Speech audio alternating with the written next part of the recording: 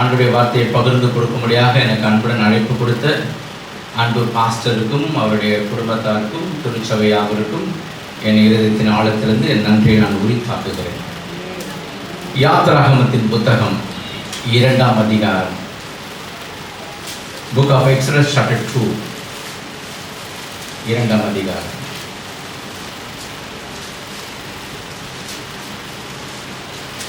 ஒன்றாம் வசனம் முதற்கொண்டு 6ஆம் வசனம் வரை, முடிந்தால் 6க்கு ஒவ்வொரு வசனங்கள் வாசிங்க. வேதாகமத்தை எல்லாரும் திருப்பிக் கொள்ளுங்க, எல்லாரும் பைபிள் ஓபன் பண்ணி கொள்ளுங்க. அப்பதான் அந்த சாப்டர் நம்ம கர்த்தருடைய வார்த்தையை பேசும்போது விளங்கும். எல்லாரும் பைபிள் ஓபன் பண்ணி கொள்ளுங்க, வாசிங்க. லேவியின் குடும்பத்தாரில் ஒருவன் லேவியின் குமாரத்திகளில் ஒருத்தியை விவாகம் பண்ணினான். ஒரு ஆண் பிள்ளையை பெற்று அது அழகுள்ளது என்று கண்டு அதை 3 மாதம் ஒளித்து வைத்தாள். அவள் அதை அப்புறம் ஒளித்து வைக்க கூடாமல் ஒரு நாணல் பெட்டியை எடுத்து அதற்கு பிசினும் கீழும் பூசி அதிலே பிள்ளையை வளர்த்தி நதியோரமாய் நாணலுக்குள்ளே வைத்தாள். அதற்கு என்ன சம்பவிக்கும் என்பதை அறியும்படி அதில் தமக்கை தூரத்திலே நின்று கொண்டிருந்தாள். அப்பொழுது பார்வோனுடைய குமாரத்தி நதியில் ஸ்நானம் பண்ண வந்தாள். அவளுடைய தாதிகள் நதியோரத்தில் உலாவினார்கள். அவள் நாணலுக்குள்ளே இருக்கிற பெட்டியை கண்டு தன் தாதியை அனுப்பி அதை கொண்டு வரும்படி செய்தாள். அதை திறந்த போது பிள்ளையை கண்டாள். பிள்ளை அழுதது. அவள் அதன் மேல் இரக்கமுற்று இது எபிரேயர் பிள்ளைகளில் ஒன்று என்றார். கண்களை மூடி நாம் ஜெபிப்போம். இரக்கமுள்ள ஆண்டவரே, இந்த ஆசீர்வதிக்கப்பட்ட இந்த நேரத்துக்காக ஸ்தோத்திரம். இந்த 2026ஆவது ஆண்டு கடந்து வந்து இந்த மார்ச் மாதம் இந்த 22ஆம் தேதியில கூட சபையாராய் வந்து உம்மை ஆராதிக்க, உம்மை பாட, உம்மை துதிக்க, சங்கீதத்தை வாசிக்க, ஜெபிக்க, தேசத்திற்காக நீர் கொடுத்த இந்த நல்ல தருணத்திற்காக நாங்கள் நன்றி செலுத்துகிறோம். அப்பா, எரேமியா சொன்னது போல உடைய வார்த்தை கிடைத்தவுடன் நான் அவைகளை உட்கொண்டு என் இருதயத்திற்கு சந்தோஷமும் மகிழ்ச்சியா இருந்தது என்ற வார்த்தையின் பிரகாரம் சங்கீதக்காரனாகிய தாவீது சொல்லும் பொழுது, நம்முடைய வேதத்தில் உள்ள அதிசயங்களை பார்க்கும்படி என் கண்களை அல்ல, என் ஆவிக்குரிய கண்களை திறந்தருளும் என்று அவன் ஜெபித்தது போல இந்த காலை ஆராதனைக்கு வந்திருக்கிற இந்த திருச்சபையாருடைய கண்கள் எல்லாம் திறக்கப்படுவதாக என்று நான் ஜெபிக்கிறேன். ஆகாரின் கண்களை திறந்தவர், எம்மாவூர் சீஷர் கண்களை திறந்த தேவன் ஆண்டவரே, கேயாசியின் கண்களை திறந்த தேவன் ஆண்டவரே, லீதியாவின் இருதயத்தை திறந்த தேவன் ஆண்டவரே, இந்த நாள் எல்லாருடைய ஆவிக்குரிய கண்கள் திறக்கப்படுவதாக, ஒருவருடைய சிந்தனை கூட திருச்சபை விட்டு வெளியே போகாதபடி பரிசுத்த ஆவியானவருக்கு நேராக கட்டுப்படுத்தி கொண்டு வருகிற ஆண்டவரே. ஏனென்று சொன்னால் வேதம் சொல்லுகிறது, உம்முடைய வசனத்துக்கு நடுங்குகிறவனையே நான் நோக்கி பார்ப்பேன். உம்முடைய வசனத்தை அநேகர் காத்து நடவாதபடினால் என் கண்களிலிருந்து கண்ணீர் நீர் தாரையாய் போகிறது என்று சங்கீதக்காரனாகிய தாவீது சொல்லுகிறானே. ஆண்டவரே, உம்முடைய வசனத்துக்கு நாங்கள் கீழ்ப்படிந்து உம்முடைய வசனத்தின்படி நடக்க இந்த நாளிலே கர்த்தர் எங்களுக்கு என்ன வார்த்தை வைத்திருக்கிறீரோ அந்த வார்த்தை நாங்கள் கூர்ந்து கவனித்து ஆண்டவரே அதற்கு நாங்கள் கீழ்ப்படிந்து நடக்க எங்களுக்கு கிருபை பாராட்டுங்கப்பா. உடைய வார்த்தை தானே சத்தியம், இந்த சத்தியம் தானே நீர் ஆண்டவரே. இந்த சத்தியத்தை நாங்கள் கேட்கும் பொழுது உண்மை நாங்கள் ஆண்டவரே உட்கொள்கிறோம். ஆண்டவரே, எங்களோடு நீர் இடைப்படுகிறீரப்பா, எங்களை நீர் மாற்றுகிறீர் ஆண்டவரே. இந்த சத்தியத்தின் மூலமா எங்களுக்கு கர்த்தர் என்ன பேச விரும்புகிறீரோ, ஜனங்களுக்கு ஆண்டவர் என்ன சொல்ல விரும்புகிறீரோ, அடியனை மறைத்து ஆண்டவர் நீர் வெளிப்படத்தக்கதாக ஜெபிக்கிறேன் ஆண்டவரே. அடியனை அல்ல, எந்த அளவுக்கு பிரசங்கத்தை அவர் கொண்டு வந்திருக்கிறார், எத்தனை மார்க்கு போடலாம் என்பது அல்ல ஆண்டவரே. ஒரே ஒரு வார்த்தை கர்த்தரோடு கூட பேசினார். அந்த கேட்ட வார்த்தை, பேசின வார்த்தை பிரகாரம் நான் செயல்படுவேன் என்று சொல்லுகிற அப்படிப்பட்ட ஆத்துமாக்களை, இருதயங்களை என் ஆண்டவர் எழுப்பி தரத்தக்கதாக ஜெபிக்கிறேன் ஐயா. நீங்க பேசுங்க, உடைய நாமம் மகிமைப்படுவதாக. இயேசு நாமத்தில் ஜெபிக்கிறோம் நல்ல பிதாவே. அல்லேலூயா. என்னுடைய பேர் கே. George Samuel. நான் சென்னை பகுதி வில்லிவாக்கத்திலிருந்து நான் வருகிறேன். வில்லிவாக்கம் என்று சொன்னாலே உங்களுக்கு ஒருவேளை ஞாபகம் வரலாம், angel TV. So angel TV எனக்கும் அதற்கும் நடக்கிற தூரத்தில் தான் நான் அங்கே வீடு இருக்கிறேன்.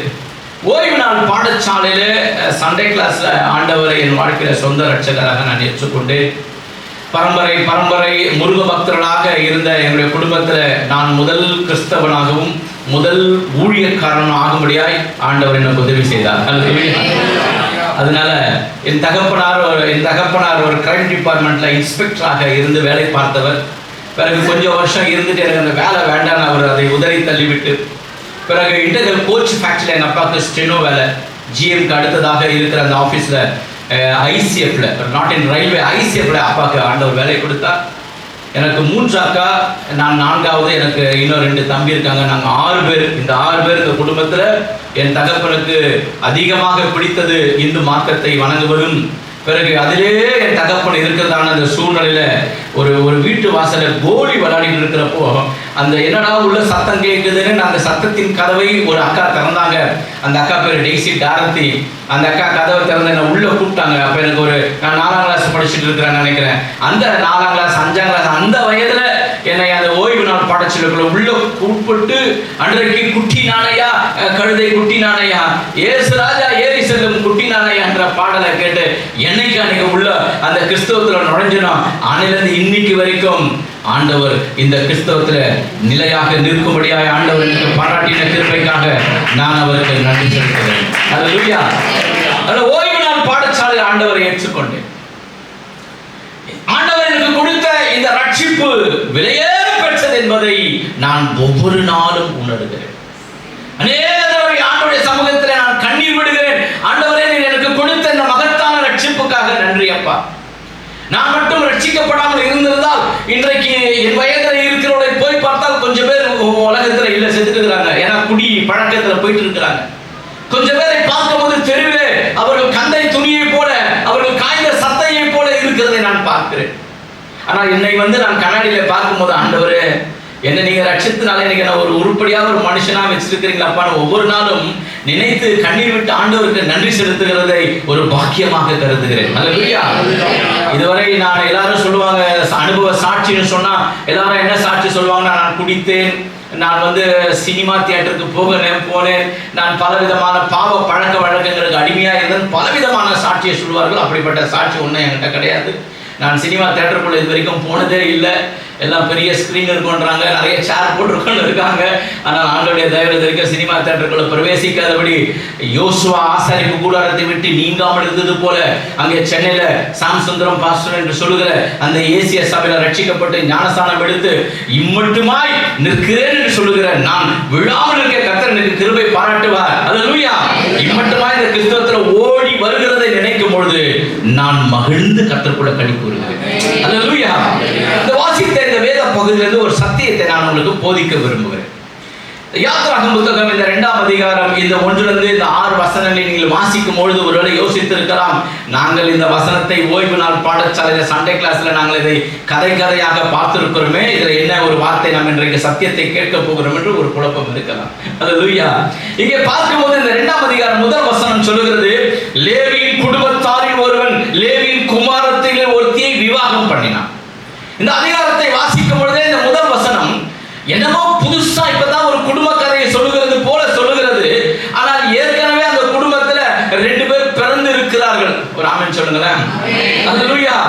ஏற்கனவே மிரியாம் பிறந்து இருக்கிறார்கள், ஏற்கனவே ஆரோன் பிறந்து இருக்கிறார்கள். ஆனால் இங்கே 3ஆவதாக பிறக்க போகிற ஒரு குழந்தைக்கு இவர் ஒரு மிக முக்கியமான ஒரு கதாபாத்திரமா இருக்கிறபடினால் இவரை என்ன பண்றாங்க, ரொம்ப அழகா இந்த சம்பவத்தை ரொம்ப அழகா நேர்த்தியாய் கொண்டு வருகிறதை பார்க்கிறோம். ஒரு ஆமென் சொல்லுங்களேன். நான் சின்ன பையனா இருக்கிறப்போ ரொம்ப பெரிய ஏதாவது இப்போ என் ஏஜ்ல எங்க எத்தனை பேர் இருக்கீங்க இருப்பீங்க, நிறைய பேர். நம்ம எல்லாம் சின்ன பிள்ளைங்களா இருக்கிறப்ப என்ன ஒரு பெரிய பாக்கியம்னா, எங்களுக்கெல்லாம் எங்க ஆயா தாத்தா நல்ல கதை சொல்லி எங்களை வளர்த்தாங்க. அந்த கதை சொல்லி எப்படி வளர்த்தாங்கன்னா, பக்கத்துல படுத்துல தூங்கும்போது, நைட்ல தூங்கும்போது வாயன் ஒரு கதை சொல்றோம். அவங்க கதைனா இவருக்கு ரொம்ப ஆசையா இருக்கும். அப்படி கதை சொல்லும்போது சொல்லுவாங்க, ஒரு ஊர்ல ஒரு ராஜா ஒரு ராணி. அதுதான் கதையினுடைய இன்ட்ரோடக்ஷன். நாங்கள் பள்ளிக்கூடத்தில் பசங்களோட பேசிக்கோம். ஒரு ஊரில் ஒரு கிளாஸு, அதோட அந்த கதை க்ளோஸு. ஒரு ஊரில் சிங்கம், அதோட அந்த கதை சிங்கம். இப்படி நாங்கள் பள்ளிக்கூடத்தில் ஜோக் அடிப்போம். ஆனால் இந்த பாட்டி அவங்க கூப்பிட்டு பேசும்போது என்ன பேசணும், ஒரு ஊரில் ஒரு ராஜா ஒரு ராணி, அவங்களுக்கு 7 பிள்ளைகள். இப்படி இந்த கதையை சொல்லும் போது அவ்வளோ ஆர்வத்தோடு கூட இருக்கும். நான் ரட்சிக்கப்படுகிற அந்த சிறு வயதில் டெய்சி டாரத்தி என்று சொல்லப்பட்ட அந்த சண்டே கிளாஸ் அக்காவுடைய அண்ணன் வெஸ்லி மோசஸ் எனப்பட்ட தேவ மனுஷன் இன்றைக்கு கர்நாடகா ஹட்டின்ற ஸ்டேட்ல ஊழியத்தை செய்கிறார். நான் பக்கத்துல படுக்கும் போதெல்லாம் எனக்கு டெய்லி ஒரு ஆண்டவருடைய பத்தி அவர் சொன்ன அந்த கதை என்னுடைய ரட்சிப்புக்கு அது ஆலமரம் போல இருந்தது. அல்லேலூயா. இங்க கூட ரொம்ப அழகா கதை போல ஒரு வடிவத்தில் இந்த குடும்பத்தின் காரியத்தை பார்க்கிறோம். என்ன பார்க்கறோம்னா, லேவியின் குடும்பத்தாரில் ஒருவன் லேவியின் குமாரத்தில் ஒருத்தியை விவாகம் பண்ணினான். அல்லேலூயா.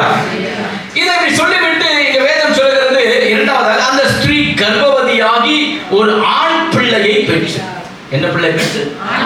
ஆண் பிள்ளை பெற்று. ஏற்கனவே ஒரு ஆண் பிள்ளை இருக்கிறது, ஏற்கனவே ஒரு பெண் பிள்ளை இருக்கிறது, மூன்றாவதாக ஒரு ஆண் பிள்ளையை பெற்று. இந்த ஆண் பிள்ளை கிட்ட இருக்கிற பிளஸ் பாயிண்ட் என்ன? அது அழகுள்ளது என்று கண்டு. என்னதை கண்டு? ஏன்னா இந்த சமுதாயத்துல எப்பொழுதும் நான் பார்க்கிறேன், ரெண்டு பிள்ளை சப்போஸ் சபைக்கு ரெண்டு குழந்தை வரும். ஒரு குழந்தை மூக்குல கொஞ்சம் சளி வடிஞ்சுன்னு இருக்கும், இன்னொரு குழந்தை சகப்பா அழகா இருக்கும். இந்த எல்லாரும் எந்த குழந்தைய போய் கொஞ்சுவாங்கன்னா அந்த சகப்பா இருக்கிற குழந்தைய கொஞ்சுவாங்க. இங்க கொஞ்சம் ஒரு மாதிரி இருக்கு பார்த்தீங்களா, அந்த குழந்தைய தொட கூட மாட்டாங்க. ஆனா நான் எப்பொழுதுமே அந்த மூக்குல ஒழுகிட்டு இருக்கிற குழந்தை என் செல்லொட்டி என் தங்கொட்டி நான் கொஞ்சுவேன். ஏன்னா அதை யாருமே கொஞ்ச மாட்டாங்க. ஒரு ஆமென் சொல்லுங்களேன். அல்லேலூயா.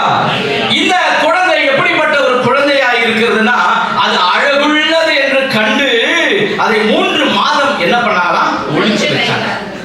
ஏன் ஒளித்து வைத்தார்கள் என்பது நமக்கு தெரியும் இல்லையா? ஏன் ஒளிச்சு வச்சாங்கன்றத நமக்கு தெரிஞ்சுக்கணும்னா முன்னாடி இருக்கிற அதிகாரத்தை பார்க்கணும். முன்னாடி இருக்கிற அதிகாரத்தினுடைய கொஞ்சம் சரித்திரத்தை பார்த்துட்டு பிறகு நம்ம இந்த புத்தகத்தின் ஊடாக நம்ம கடந்து போவோம். இதுக்கு முன்னாடி என்ன ஒரு சரித்திரம் இருக்குன்னா நமக்கு எல்லாருக்கும் நல்லா தெரியும். என்ன நடக்கிறது? இல்ல இதுக்கு முன்னாடி இருக்கிற அதிகாரத்தை பார்க்கும்போது என்ன நடக்கிறதுன்னா, இங்க இந்த இஸ்ரவேல் ஜனங்க 70 பேரா எகிப்துக்குள்ள வந்தவங்க பல லட்சம் மாறிவிட்டார்கள். ஏன்னு சொன்னால் அந்த யாத்திரை புத்தகம் 1ஆம் அதிகாரம் இங்கே 1ஆம் வசனத்திலிருந்து பின்பு 6ஆம் வசனம் வரை வாசித்து பார்த்தால், வாசிக்க வேண்டாம், அந்த 1லிருந்து 6 வரை வாசித்து பார்த்தால் 70 பேர் உள்ள போனவர்கள் ஒரு 400 வருஷத்துல பல லட்சமாய் பெருகி விட்டார்கள். என்ன நடக்கிறது? ஏற்கனவே யோசேப்பு எகிப்துக்குள்ள வந்துட்டாரு. யோசேப்புக்கு கிடைத்த ஒரு பெரிய பாக்கியம் என்னன்னா, பார்வோனுக்கு அடுத்த ஸ்தானத்துல இந்த யோசேப்பை கர்த்தர் உயர்த்தி வைத்திருக்கிறார். இப்படிப்பட்ட ஒரு சூழ்நிலையில இந்த யோசேப்புடைய வம்சத்தார் எல்லாருக்குமே எகிப்துல ஒரு நல்ல இடத்தை கொடுத்து வைத்திருந்தார் பார்வோன். அது என்ன இடம்? கோசேன் என்கிற ஒரு நாடு. கோசேன் என்று சொன்னால் கம்ஃபர்டபிள்னு அர்த்தம். இந்த கோசேன் நாட்டுல இந்த எகிப்தியர்களுடைய அதனுடைய ஆடுகளை, அதனுடைய மாடுகளை, அதுங்களை விசாரிக்க, அதுங்களை கால்நடையை பராமரிக்க நல்ல போஸ்ட் கொடுத்தாச்சு. இந்த எகிப்தின் அரண்மனையில் இருக்கிற எல்லா விதமான நல்ல நன்மைகள் எல்லாம் யாருக்கு போகும்னா இந்த 70 பேருக்கு அந்த சந்ததிக்கும் போய்கொண்டே இருந்தது. அந்த எகிப்து முழுவதும் வாதை வந்தது. ஆனா எங்க வாதை வரல? கோசேன்ல வாதை வரல. கோசேன் நாட்டை கர்த்தர் விசேஷப்படுத்தி வைத்திருந்தார் என்று வேதம் சொல்லுகிறது. கோசேன் நாட்டில் மாத்திரம் கல்மழை பெய்யாமல் இருந்தது. அப்ப கல்மழை என்று சொன்னால் வந்த 10 வாதைகளும் கோசேன் நாட்டில் மாத்திரம் கிடையாது. ரொம்ப செழிப்பா அழகா இருந்தது. அங்கதான் யாருன்னா இந்த இஸ்ரவேல் ஜனங்க இருந்தாங்க. இவர்கள் கொஞ்சம் கொஞ்சமா பருகி பெருகி அந்த எகிப்தை நிரப்பி விட்டார்கள். ஒரு ஆமென் சொல்லுங்க.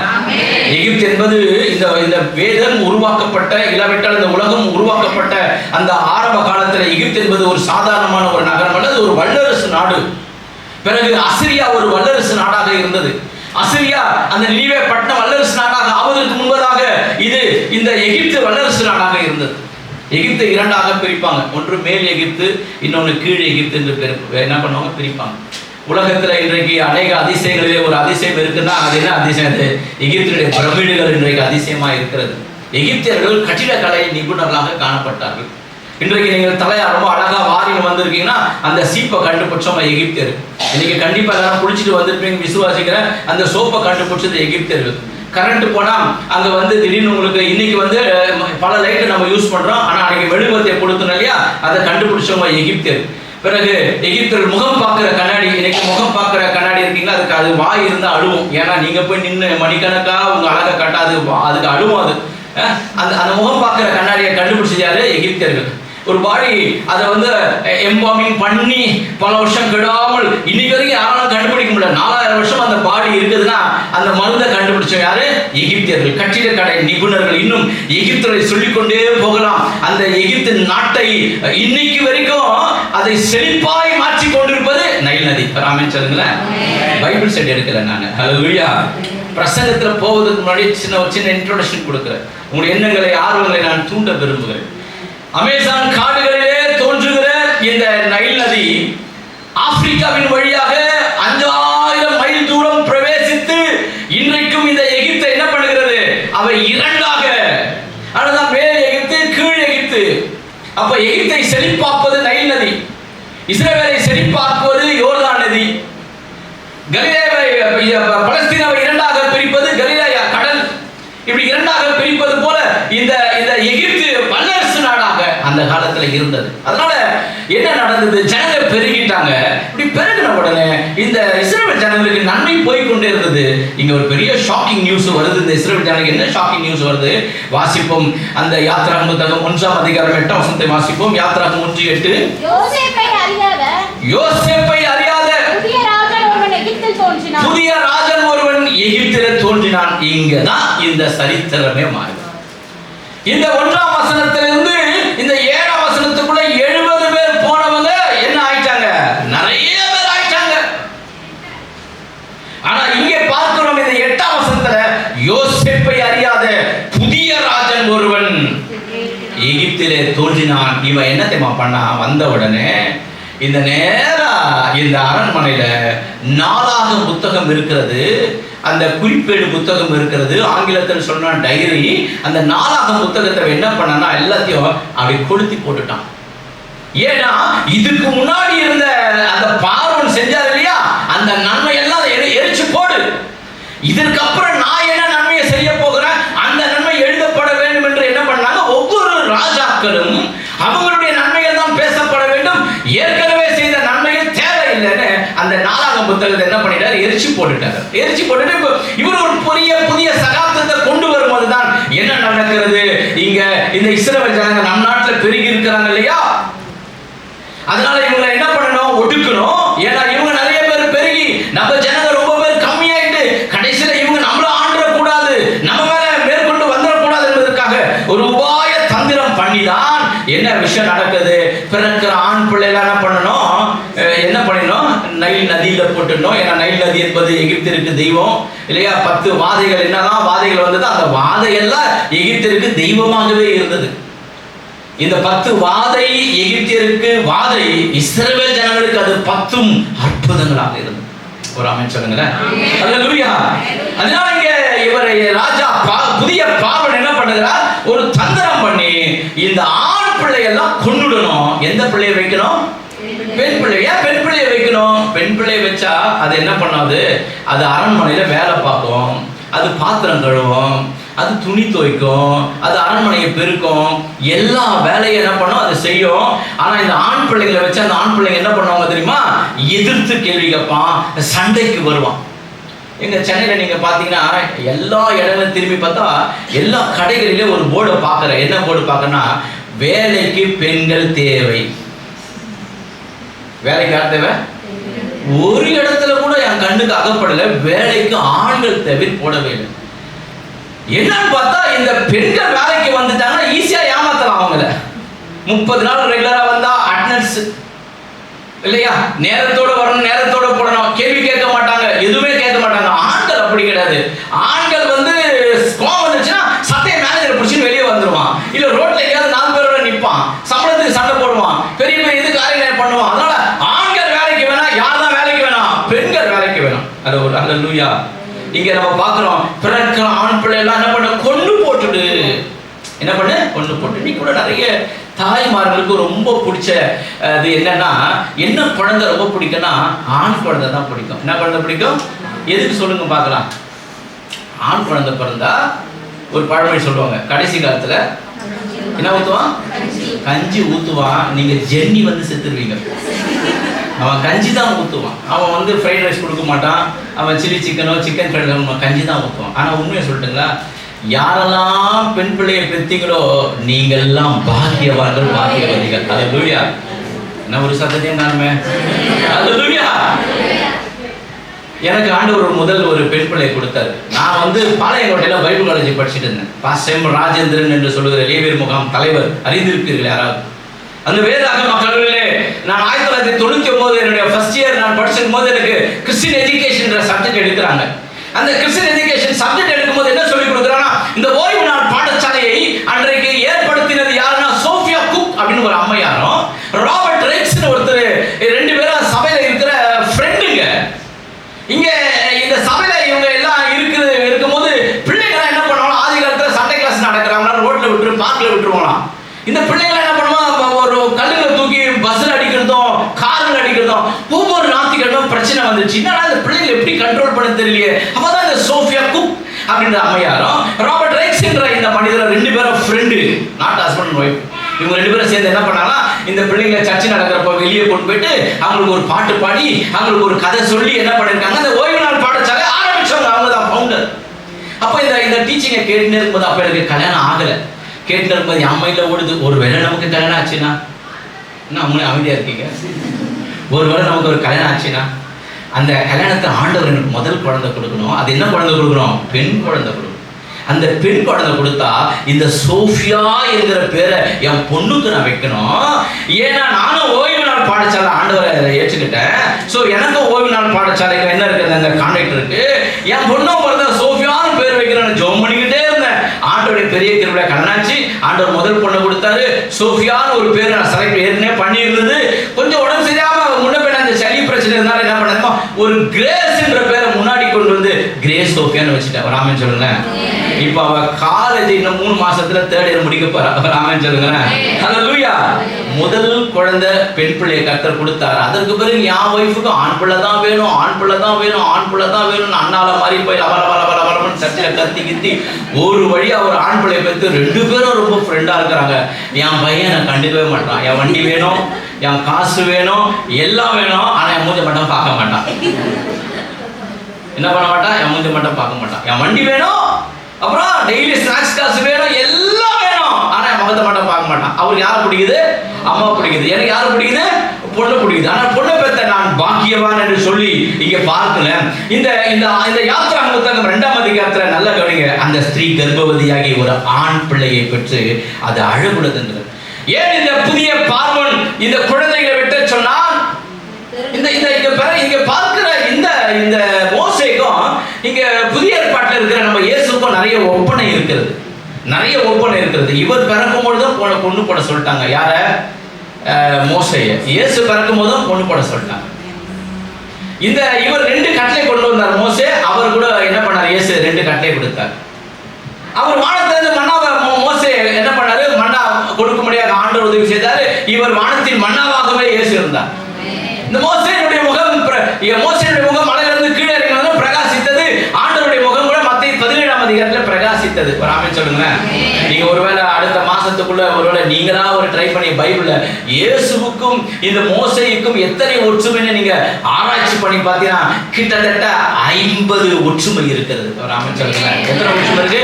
50 ஒற்றுமை இருக்குது. இல்லையா அப்படின்னு சொன்னீங்கன்னா கண்டிப்பா அந்த 50 ஒற்றுமையை வாட்ஸ்அப் வழியாக டைட்டஸ் பாஸ்டருக்கு அனுப்புறேன். நீங்க அதை யூஸ் பண்ணிக்கலாம். ஒரு ஆமென் சொல்லுங்க. இங்க நம்ம பார்க்கிறோம், இந்த குழந்தை மிக அழகாக இருக்குது என்றது 3 மாதம் ஒளித்து வைத்தால் அதற்கு மேல ஒளித்து வைக்க முடியல. காரணம் ஏன்னா இந்த குழந்தை கொஞ்சம் கத்த ஆரம்பிச்சிச்சு. கத்த ஆரம்பிச்சோன்னா அக்கம் பக்கத்தில் இருக்கிறவங்க என்ன பண்றாங்கன்னா, அவங்களுக்கு நல்லா தெரியும் நம்ம வீட்டு பிள்ளை செத்து போச்சு, இவ மாத்திரம் என்ன பண்றா, குழந்தை வச்சிருக்காங்க. ஏன்னா எல்லா தாய்மார்களுக்கும் தெரியும் ஒரு குழந்தையின் சத்தம் அழும் பொழுது இது ஆண் குழந்தையா இல்ல இது பெண் குழந்தை சத்தத்தை வச்சு அறிஞ்சுக்கோங்க. அதுவும் பக்கத்துல இருக்கிற அந்த எபிரேய குடும்பம் எல்லாம் வாழும் பொழுது இந்த மோசேயுடைய குழந்தையுடைய அம்மா பேர் அம்ராப்பு, அவங்க அப்பா பேர் யெகோபேத்து. இந்த 2 பேருக்கும் அக்கம் பக்கத்துல இருக்கிறவங்க என்ன பண்ணிருப்பாங்க, கண்டிப்பா நம்ம குழந்தையெல்லாம் கொண்டு வெட்டிட்டாங்க, இவ குழந்தை மாத்திரம் இருக்குது. இந்த அம்மாவை என்ன பண்ணாங்க, குழந்தை ரொம்ப அழகா இருக்குது, அதனால வாயை பொத்தி பொத்தி பொத்தி பொத்தி பொத்தி பொத்தி 3 மாசம் வளர்த்ததுனால சில பேர் சொல்றாங்க இவன் வாயை பொத்துறதுனால அந்த குழந்தையில இருந்து அவனுக்கு நல்லா பேசக்கூடிய அந்த நாக்கு வராம டாமரிங் தங்காயிடுச்சான். என்ன தங்காயிடுச்சான்? What is the meaning of tampering தங்கு? தங்கு என்ன tampering தங்கு? திக்கு வாய் ஆயிட்டானா. வாயை பொத்தி அப்படியே பெணாத்ததுனால ஒண்ணு அவன் அப்படி வாய் வந்து அவனுக்கு தடுமாறுச்சு. இரண்டாவதாக பார்க்கும்பொழுது அவன் சின்ன பையனா இருக்கிறதான வேலையில அந்த பார்வோன் குமாரத்தை அடிக்கடி குளிச்சுட்டு தலைய என்ன பண்ணுவாங்கன்னா சாம்பிராணியில போடுவதற்காக அங்க வந்து ஒரு அழகான கங்குங்க இல்லைங்க, அதாவது சாக்கோல் அடுப்புகள் என்ன பண்ணா ரவுண்ட் ரவுண்டா அழகானதுல வந்து அவங்க வந்து அதை நெருப்பை எரிய விட்டுட்டு அதுல சாம்பிராணி போட்டு தலையை காய வைப்பாங்க. சின்ன வயசுல அங்க யாரும் மோசே பார்த்தாராம், இது என்னடா தூரத்துல இருந்து பார்த்தா இது ரொம்ப அழகா செடிப்பழம் போல இருக்குதுன்னு ஒரு ஸ்பூன் எடுத்து அதை வாயில போட்டானாம் பாரு. அது நாக்க என்ன பண்ணுச்சு அவனுக்கு பயந்தி, அதனால அவன் திக்குவாய் மந்தனாவானது ரெண்டாவதாக சொல்றாங்க. மூணாவது என்ன சொல்றாங்க, 40 வருஷம் இவன் ஒரு தனி மனிதனாக அந்த ஒரே பர்வதத்துல எதை வைத்துக் கொண்டிருந்தான், ஆடுகளை வைத்துக் கொண்டிருந்தான். அந்த ஆடுகளை அவன் வைத்துக் கொண்டான். 40 வருஷம் அவன் பேசின ஒரே லாங்குவேஜ் என்ன லாங்குவேஜ்,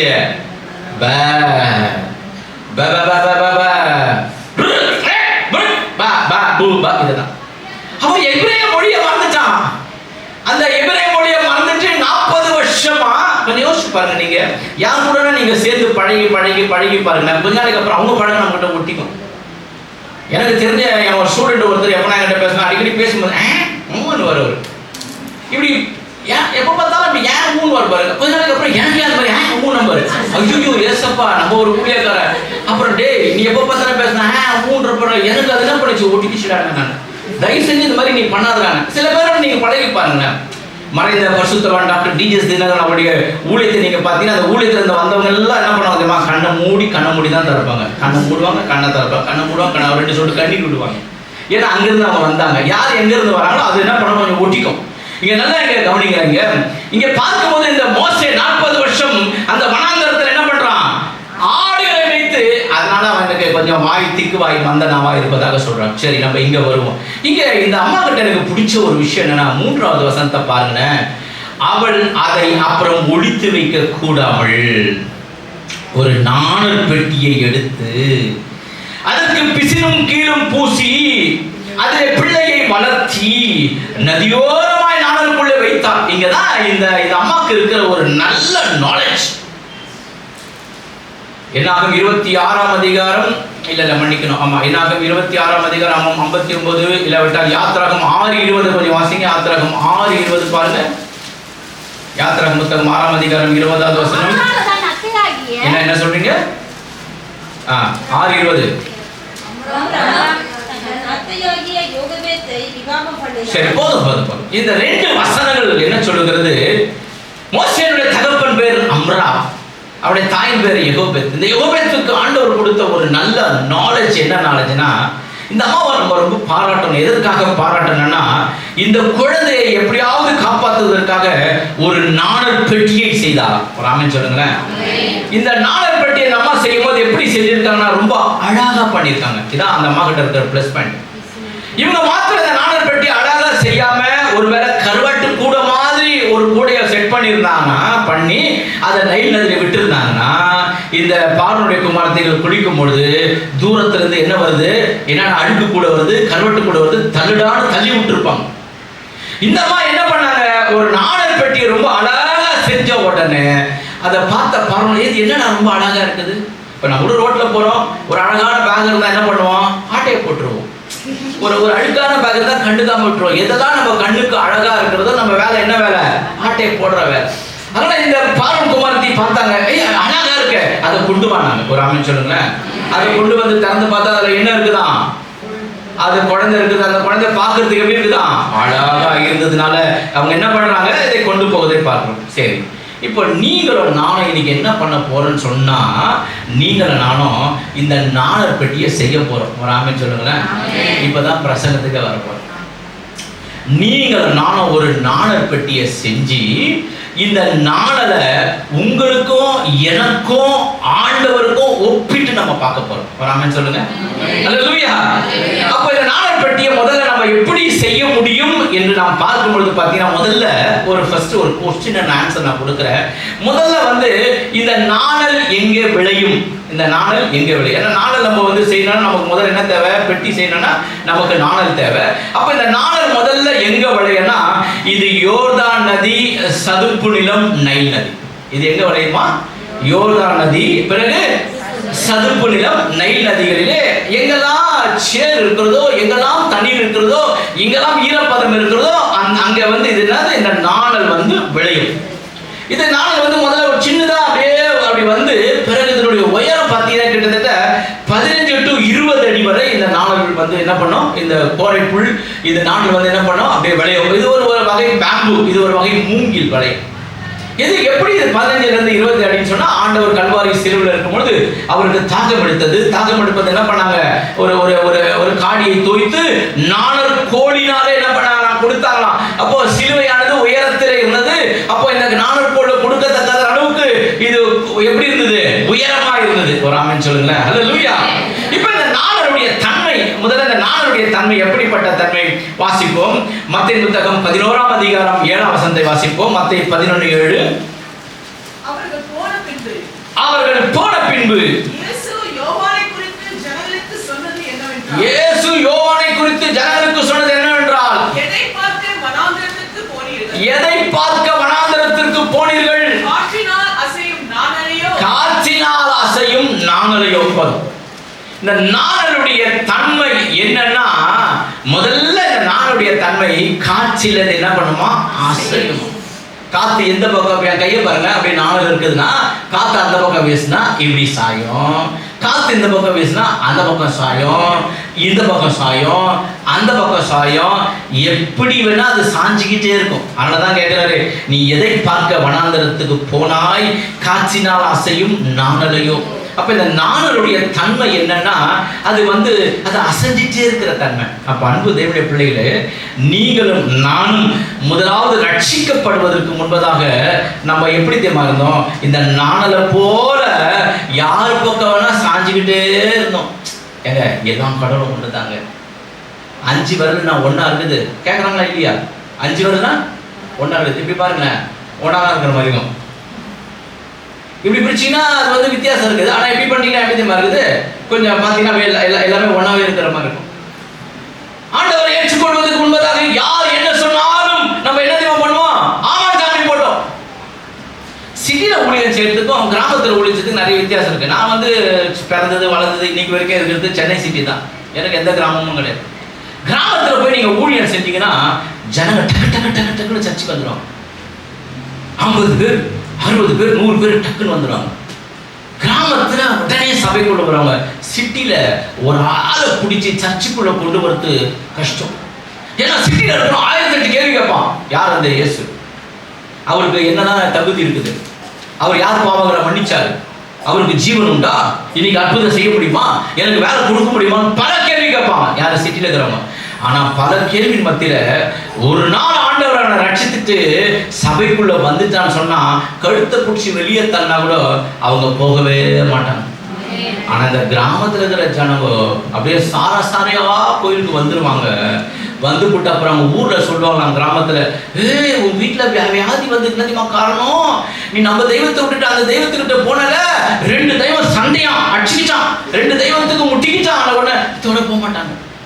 ஊர்ல காப்பு கட்டிருக்க, வெளியே போகாத, அந்த தெய்வத்துக்கிட்ட போனா நம்ம தெய்வத்துக்கு ஆகலன்னு சொன்னவங்க என்கிட்ட இருக்கிறாங்க. அப்ப நல்லா இங்க கவனிப்போம், எப்படி இருந்தோம் ஆண்டவரை ஏற்றுக்கொள்வதற்கு முன்பதாகனா அந்த பக்கமா இந்த பக்கமா எந்த பக்கம் வேணா சாஞ்சிக்கிட்டே இருந்தோம். ஒரு ஆமென் சொல்லுங்களேன். இப்படி அந்த பக்கம் இந்த பக்கம் நாணல் சாஞ்சிட்டு இருந்தா இந்த நாணலை வந்து நம்ம பெட்டியா செய்ய முடியுமான்னு கேட்டா முதல்ல செய்யவே முடியாது. ஹல்லேலூயா, செய்ய முடியாது. அப்போ என்னன்னா அடுத்ததாக பாருங்க, அப்ப ஆரம்பத்துல நாம் எப்படிப்பட்ட ஒரு வாழ்க்கைனா ஒரு நிலையில்லாத ஒரு வாழ்க்கையில இருந்தோம். ஹல்லேலூயா. ஒரு விஷயத்தை நல்லா கத்துக்குங்க அன்பு தேவனுடைய பிள்ளைகளை. உங்களோட ஆவிக்குரிய வாழ்க்கையில உங்களுக்கு வீடு இருக்கோ வாசல் இருக்கோ எனக்கு தெரியாது, உங்களுக்கு நிரந்தரமான ஒரு வருமானம் இருக்கோ எனக்கு தெரியாது, உங்களுக்கு கடன் இருக்கா எனக்கு தெரியாது. ஆனா ஒண்ணு மட்டும் நான் ஆண்டவருக்குள்ள எப்பொழுதும் சந்தோஷப்படுறது என்னன்னா, என்னை ரட்சித்த அந்த ரட்சிப்புக்காக நமக்கு நன்றி ஆண்டவர். எப்பொழுதும் ரட்சிப்பை பத்தி நான் பெருமை பாராட்டுறேன். ஹல்லேலூயா. எபிரேயர் 2 சொல்லுகிறது, இவ்வளவு பெரிதான ரட்சிப்பை குறித்து நாம் கவலையுற்றிருப்போம் என்று சொன்னால். ரட்சிப்பு நிறைய பேருக்கு அசட்டை பண்றாங்க. என் கண்ணில் பார்த்த ஒரு ஃபேமிலி ஆரம்பத்துல ஏழையா இருந்தாங்க, பிறகு பெரிய கோட்டீஸ்வரரா மாறினாங்க, இப்போ மறுபடியும் ஏழையா இருக்காங்க. என் கண்ணால பார்த்தேன் அறிவோடு கூட இருந்த சில குடும்பங்கள் இன்னைக்கு ஒண்ணாம போயிட்டாங்க. என் கண்ணால பார்த்தேன் ஒரு சில குடும்பங்கள் ஏழ்மையாக இருந்து ஜெபம் பண்ணி பெரிய லெவல்ல இருக்கிறதையும் பார்க்கிறேன். ஹல்லேலூயா. ஆண்டவர் உங்களுக்கு எவை இருக்கிறதோ இல்லையோ ரட்சிப்பு ஒண்ணு இருந்தா போதும். ஹல்லேலூயா. இன்னைக்கு ரட்சிக்கப்பட்டிருக்கிற ரட்சிப்பு இல்லைங்க. வேதம் சொல்லுகிறது முடிவு பரியந்தம் நிலை நிற்பவனே ரட்சிக்கப்படுவான். அங்க ரோமர் புத்தகத்தில் வாசிக்கும் போது வேதம் சொல்லுகிறது உங்கள் ரட்சிப்பு நிறைவேற என்ன தேவை பண்ணுங்க, பிரயாசப்படுங்க என்று வேதம் சொல்லுகிறது. அதனால நான் எப்பொழுதும் சொல்வேன், எனக்கு என்ன இருக்கிறதோ ஏது இருக்கிறதோ எனக்கு அதை பத்தி கவலை. கர்த்தர் எனக்கு கொடுத்த அந்த ஒரு ரட்சிப்பு போதும் என்னை பரலோகத்துக்கு கொண்டு போயிடும், என்னை நித்திய வாழ்க்கைக்கு என்னை கொண்டு போயிடும். ஹல்லேலூயா. இங்க கவனிப்போம், இந்த நாணல் அந்த பக்கம் இந்த பக்கம் அசையுது. இந்த நாணலை பத்தி நம்ம அடுத்ததாக யோபின் புத்தகம் 8ஆம் அதிகாரத்துக்கு வாங்க. யோபின் புத்தகம் 8ஆம் அதிகாரம் 11வது வசனம். இது எப்படி வளையுதுன்னு நம்ம பார்ப்போம்.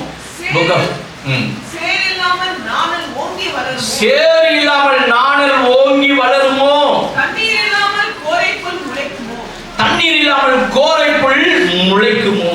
அப்ப இந்த நாணல் வளையணும்னா அதுக்கு என்ன அதிகம் தேவையா? சேர் தேவை.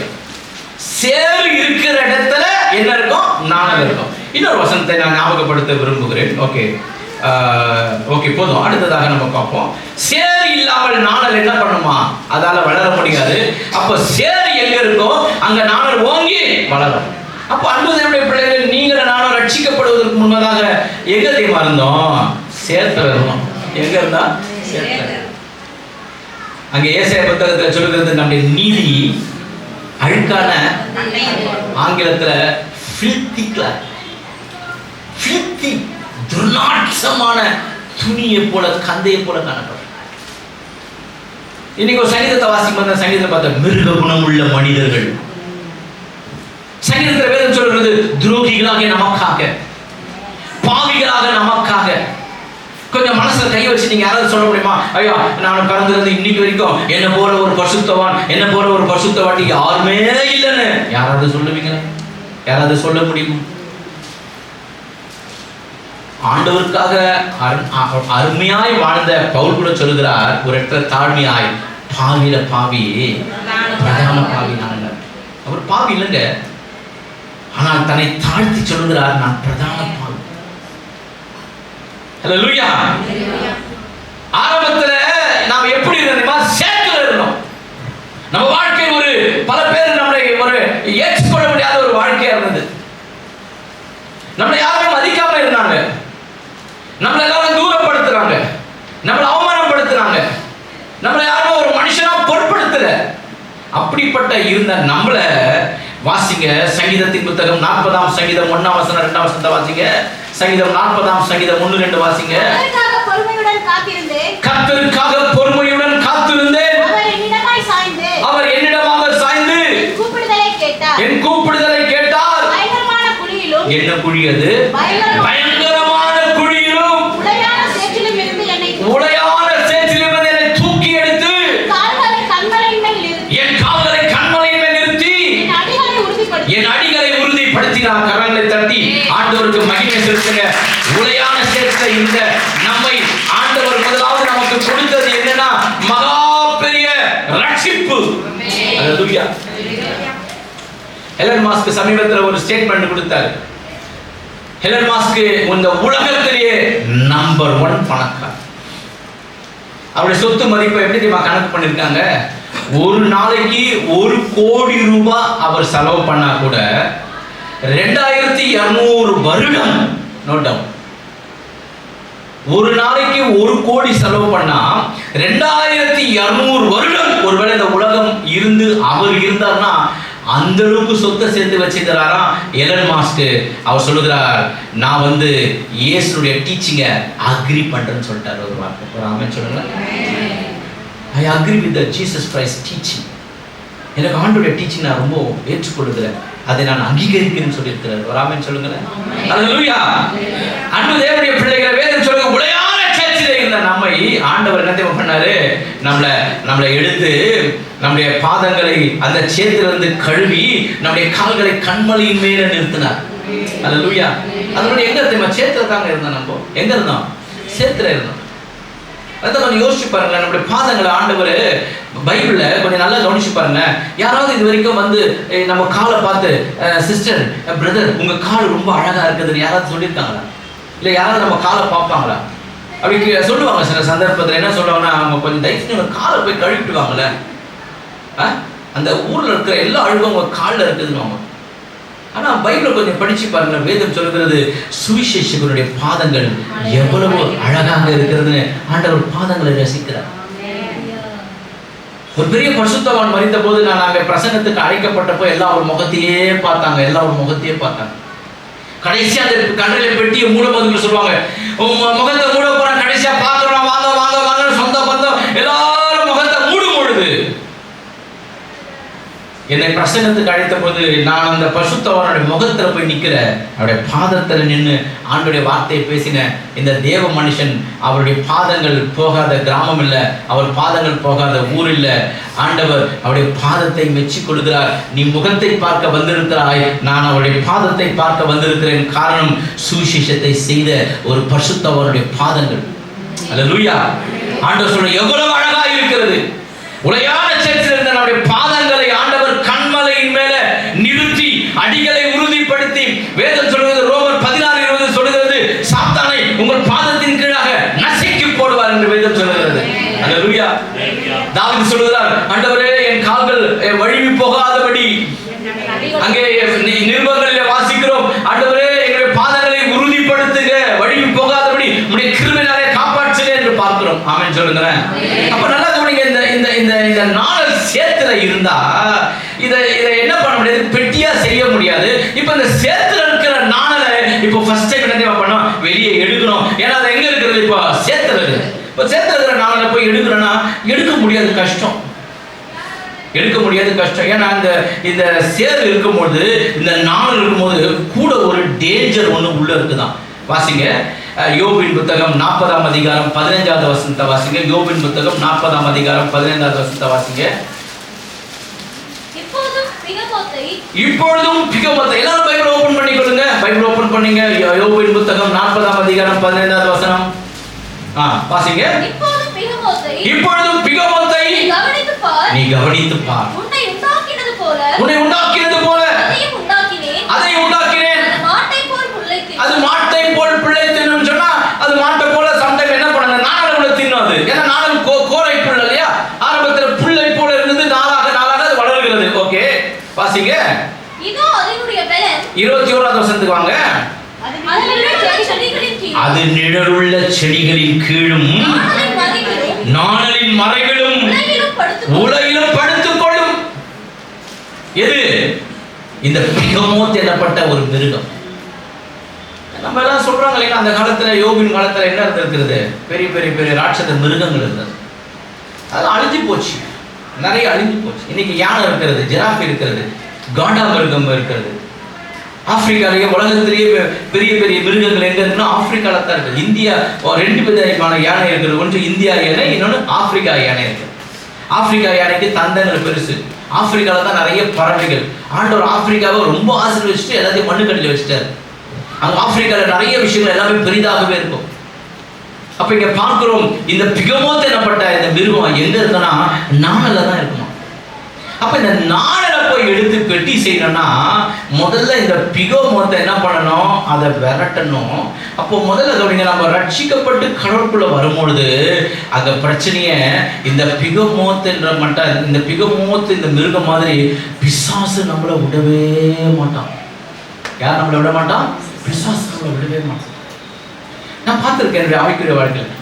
ஞானஸ்தானம் கொடுக்கறதுக்கு தேடுவோம், வந்துட்டார் ஞானஸ்தானம் எடுக்க வந்துட்டாரு.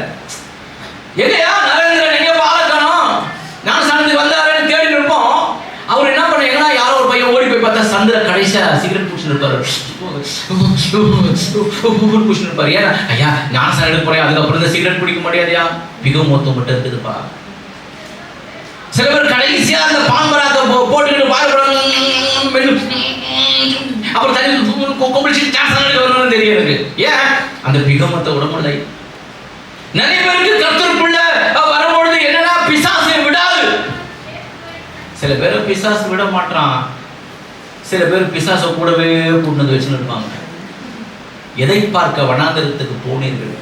நான் அதை சொல்ல மறந்துட்டேன். நிறைய பேர் சபைக்கு நான் கேட்கிற, எதை பார்க்க சபைக்கு வந்தீர்கள்? வேடிக்கை பார்க்கவா?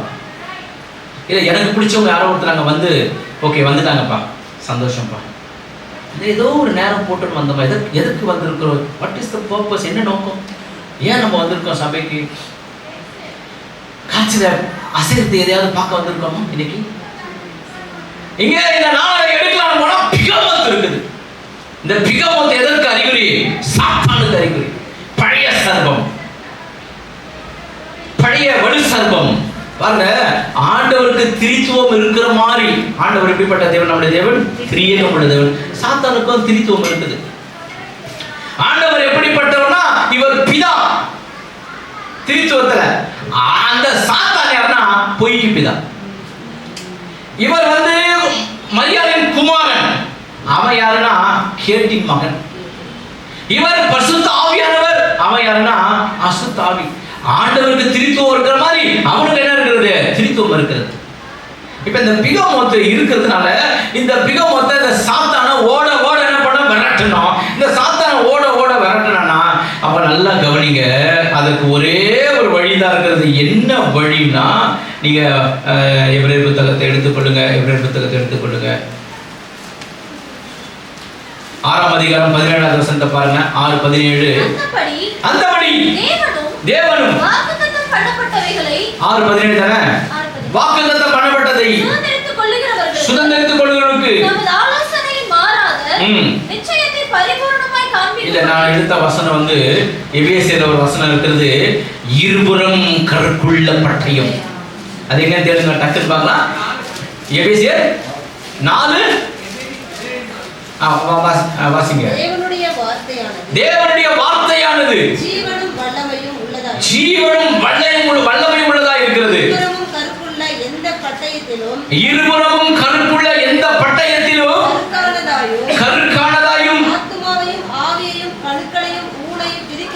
எல்லாவற்றையும் பிரிக்கக்கூடிய வல்லமை எதற்கு இருக்கிறதுமா? வேத வசனத்துக்கு இருக்கிறது. அல்லேலூயா. இந்த பிகமோத்தை நீங்க விரட்டணும்னு சொன்னா கண்டிப்பா உங்க கையில என்ன இருக்கணும்? பட்டயம் இருக்கணும். அந்த பட்டயம் தான் வேத வசனம். அல்லேலூயா. எஸ்ரா புத்தகத்தை கொஞ்சம் திருப்பி கொள்ளுங்களேன். எஸ்ரா புத்தகம் திடீர்னு ஞாபகத்துக்கு வரும். எஸ்ரா புத்தகத்தை கொஞ்சம் திருப்பி கொள்ளுங்களேன். எஸ்ரா புத்தகம் 1ஆம் அதிகாரத்துக்கு வாங்க. எஸ்ரா புத்தகம் 1ஆம் அதிகாரத்துக்கு வாங்க.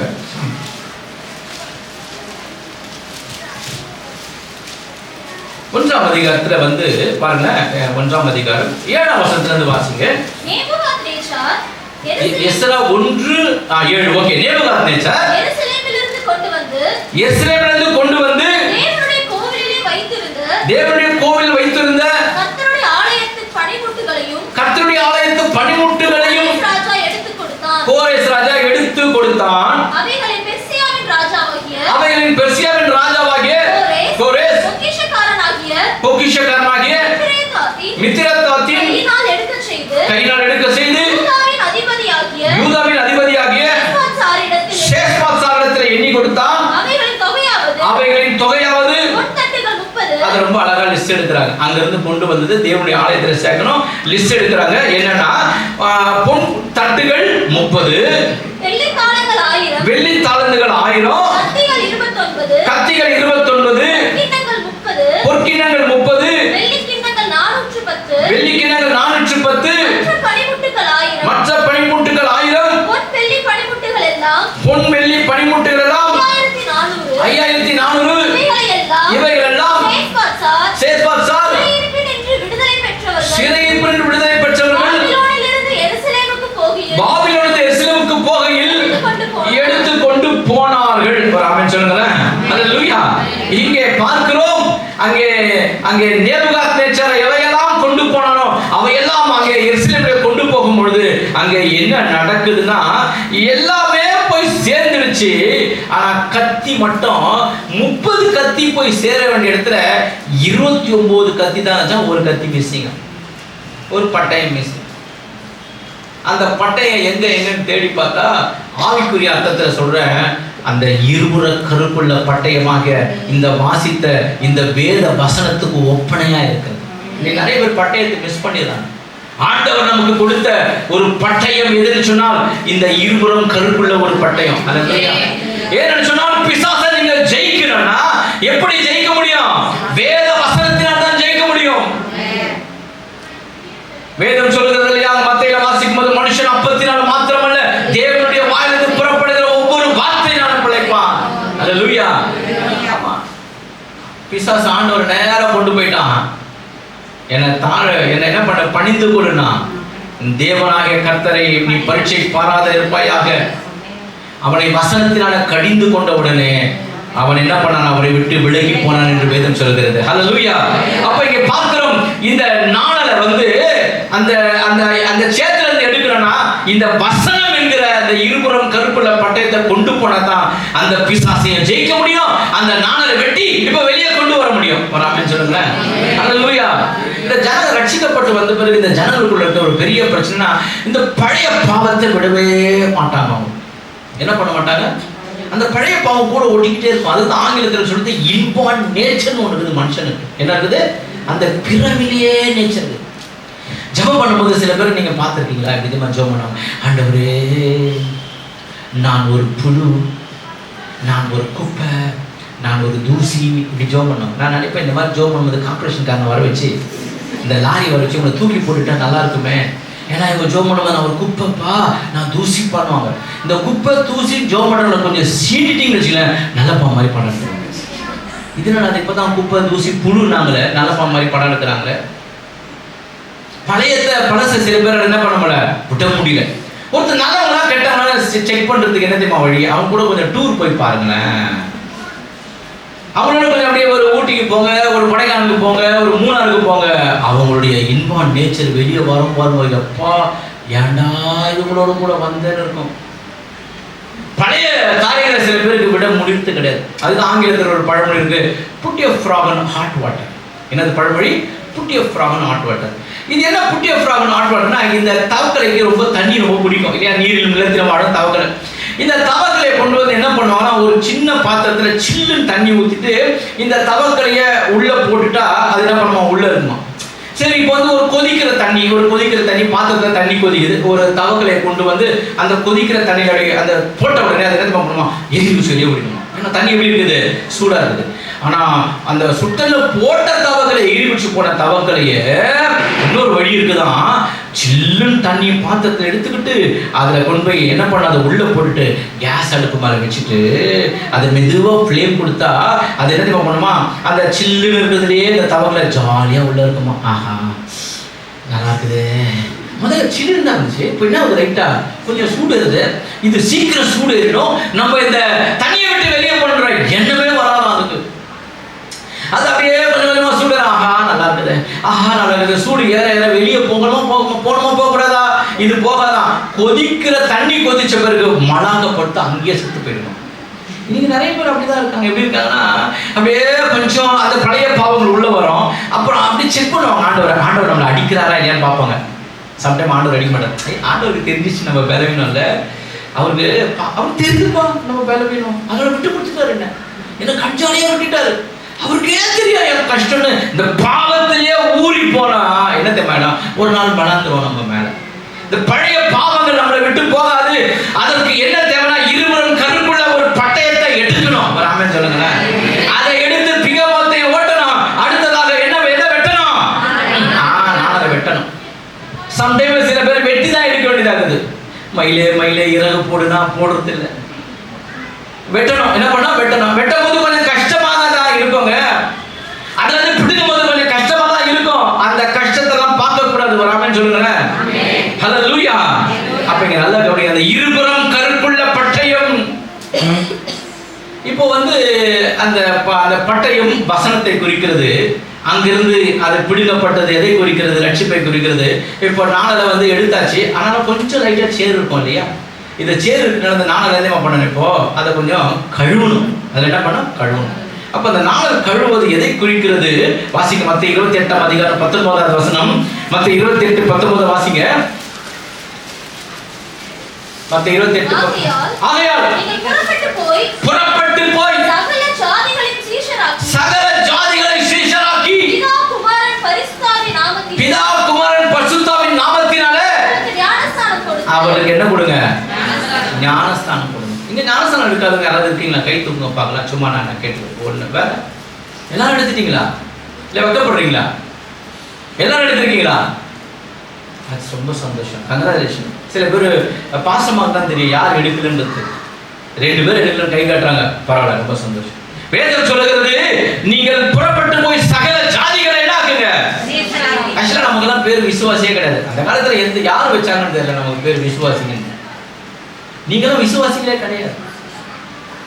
ஏன்னா விசுவாசிகள் என்ற வார்த்தை பைபிள்ல 15 தடவை வருது. போய் எண்ணி பாருங்க. கிறிஸ்தவர்கள் என்ற வார்த்தை பைபிள்ல 3 டைம் தான் வருது. ஆனா சீஷர் என்ற வார்த்தை பைபிள்ல 220க்கு மேல வருது. எண்ணி பாருங்க. அப்ப நீங்கள் எல்லாம் யாருன்னா, you are all not at all believer. நீங்க யார் தெரியுமா? சீஷர். நீங்களா யாரு? அப்ப ஆண்டவர் சொன்னாரு, நீங்கள் உலகமெங்கும் புறப்பட்டு போய் சகல ஜாதிகளை சீஷராக்கி அவங்களுக்கு என்ன கொடுங்க? பிதா குமாரன் பரிசுத்தாவின் ஞானஸ்தானம் கொடுங்க. இன்னைக்கு ஞானஸ்தானம் ஜனங்களை கேட்கறதுக்கு கெஞ்ச வேண்டியதா இருக்குது.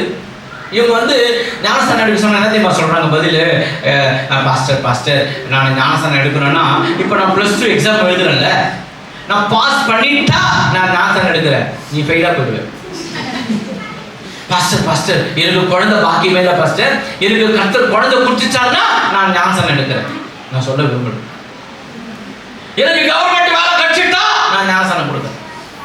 எனக்கு ஆண்டவர் இதை செய்துட்டா நான் சொல்றேன், அதெல்லாம் செய்ய மாட்டேன். ஞானஸ்தானம் என்பது என்ன தெரியுமா? அது உடன்படிக்கை.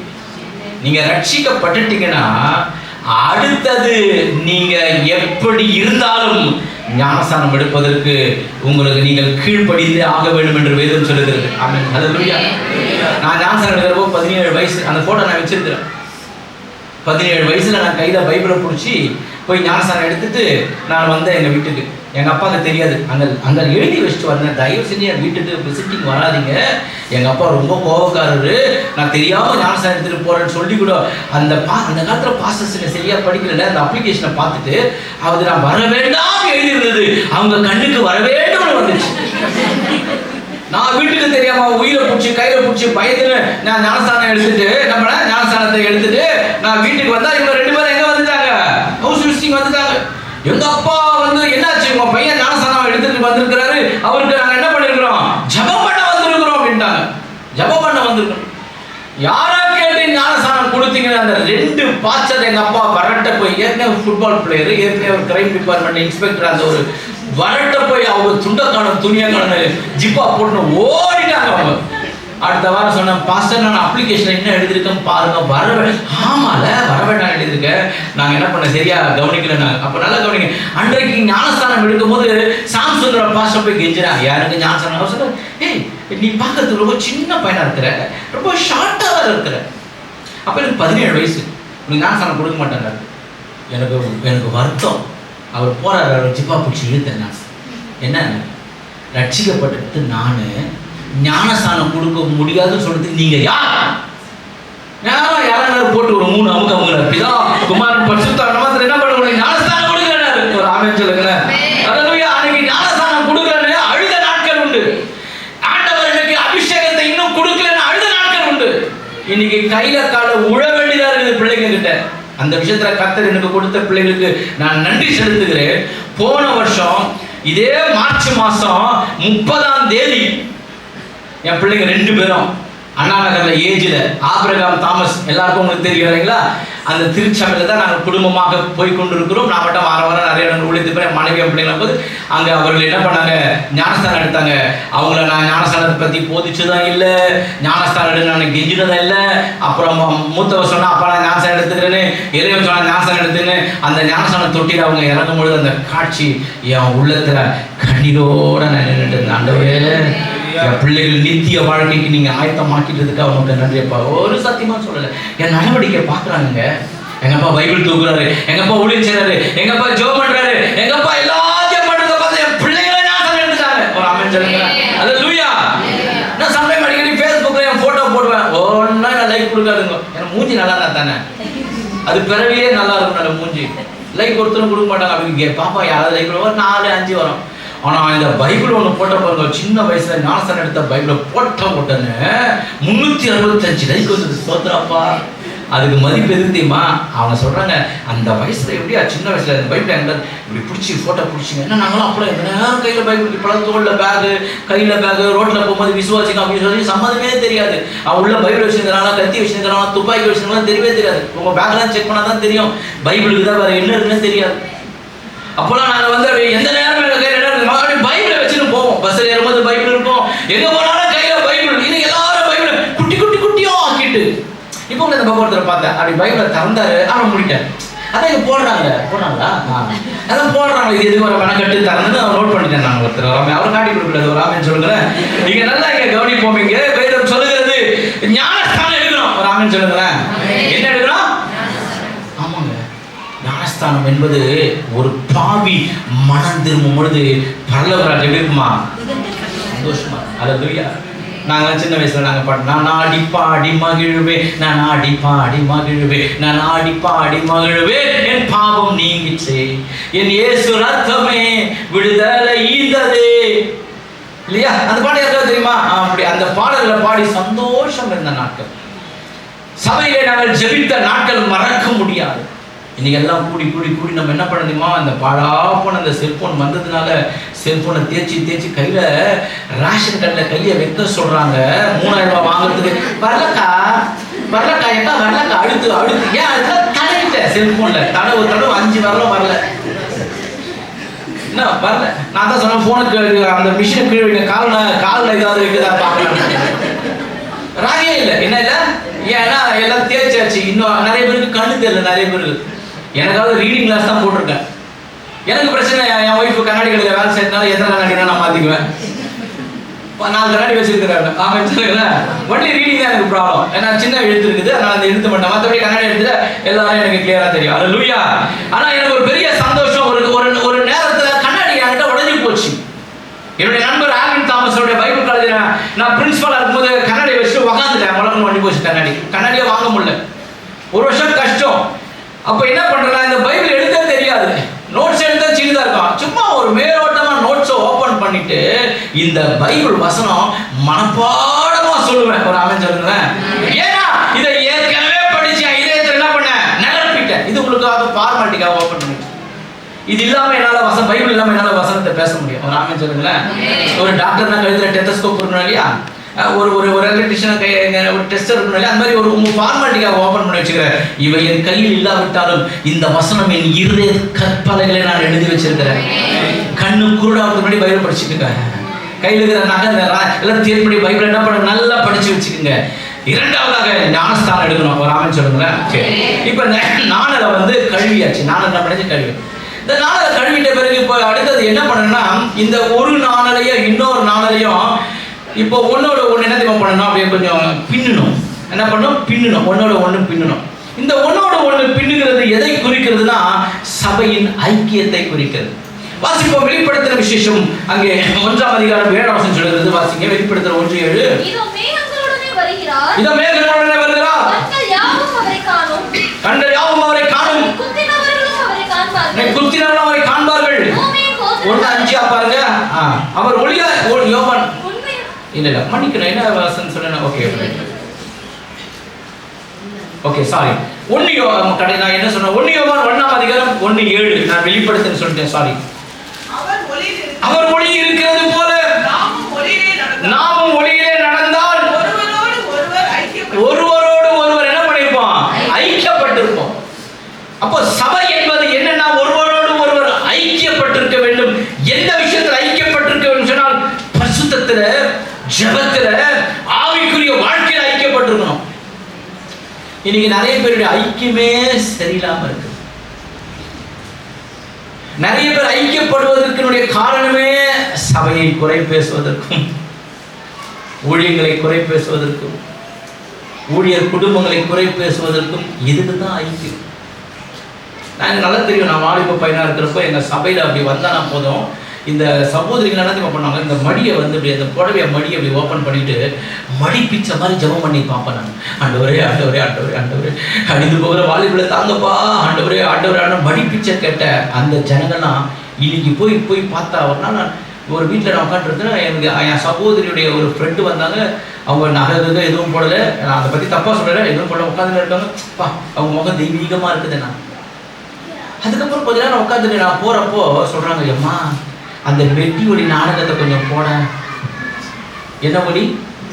மெட்டி ஒளி நாடகத்தை கொஞ்சம் போட. நான் நினச்சேன்மா, இந்த அம்மா வந்த நகை எதுவுமே இல்லாததை பார்த்தா பரலோகத்து தேவதை மாதிரி இருந்தாங்க. ஆனா எங்க அக்கா வீட்டுக்கு வந்து டிவி பார்க்க வந்திருக்கிறாங்க. ஒரு காலத்துல கண்ணீர் விட்டு கதறி ஜெபம் பண்ணவங்க இன்னைக்கு ஆல்வர்ஸ் இல்லாம போயிட்டாங்க. அன்றைக்கு இருந்த அந்த ரட்சிப்பு எங்கே? அன்றைக்கு இருந்த அந்த வைராக்கியம் எங்க? இன்னைக்கு நிறைய பேருக்கு சலிப்பு ஏற்பட்டுச்சு. ஆனா போடா வாரம் போயிடலாம். ஆனா எத்தனை தடவை பைபிள் படிக்கிறது? உனக்கு ஆண்டவர் மேல அன்பு குறைஞ்சு போச்சு. 28 பைபிள் காலேஜில் நான் டீச் பண்ணியிருக்கிறேன் இது வரைக்கும். எல்லா பெரிய பெரிய காலேஜஸ் 7000 ஸ்டூடெண்ட்ஸ் என்கிட்ட பயின்று ஆண்டோடைய தேவை.